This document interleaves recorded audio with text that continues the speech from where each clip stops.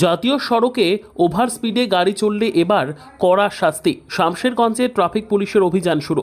জাতীয় সড়ক ফাঁকা পেলেই ওভার স্পিডে গাড়ি চালানো অনেকের পুরনো অভ্যাস, কিন্তু এবার সেই অভ্যেসে লাগাম টানতে পথে নামলো শামশেরগঞ্জের সাব ট্রাফিক গার্ড। দুর্ঘটনা রুখতে এবং সাধারণ মানুষের সুরক্ষা নিশ্চিত করতে 12 নম্বর জাতীয় সড়কে শুরু হয়েছে কড়া স্পিড চেকিং অভিযান। ডাকবাংলা সাব ট্রাফিক গার্ড পুলিশের উদ্যোগে শামশেরগঞ্জের জয়কৃষ্ণপুর এবং চকসাপুর মোড়ের মাঝামাঝি এলাকায় এখন স্পিড চেকিং চালানো হচ্ছে।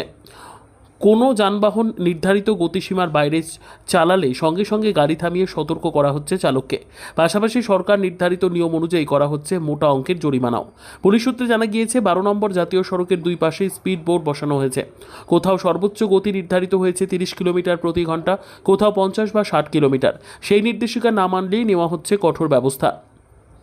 সম্প্রতি শামশেরগঞ্জ এবং রঘুনাথগঞ্জে ঘটে যাওয়া দুটি মর্মান্তিক সড়ক দুর্ঘটনা প্রশাসনকে আরও সতর্ক করেছে। একটিতে একজন বাইক চালক প্রাণ হারান, অন্যটিতে দুটি বাইকের মুখোমুখি সংঘর্ষে একজনের মৃত্যু হয়। একটিতে একজন বাইক চালক প্রাণ হারান, অন্যটিতে দুটি বাইকের সংঘর্ষে একজনের মৃত্যু হয়। সেই সব ঘটনার প্রেক্ষিতে এই নতুন পদক্ষেপ গ্রহণ করেছে প্রশাসন। ডাকবাংলা সাব ট্রাফিক গার্ডের এই উদ্যোগকে সাধুবাদ জানিয়েছেন স্থানীয় বাসিন্দারা। তাদের মতে নিয়ন্ত্রিত গতিতেই রাস্তাঘাট নিরাপদ হতে পারে।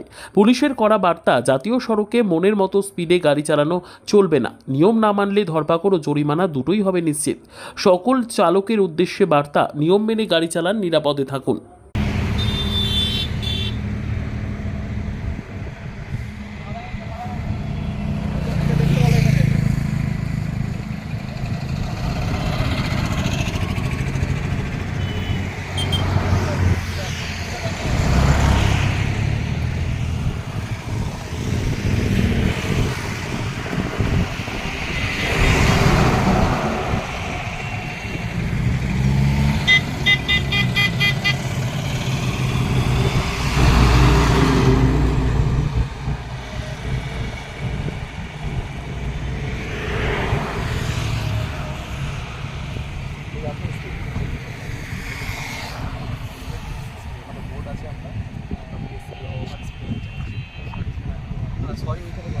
সরি বলে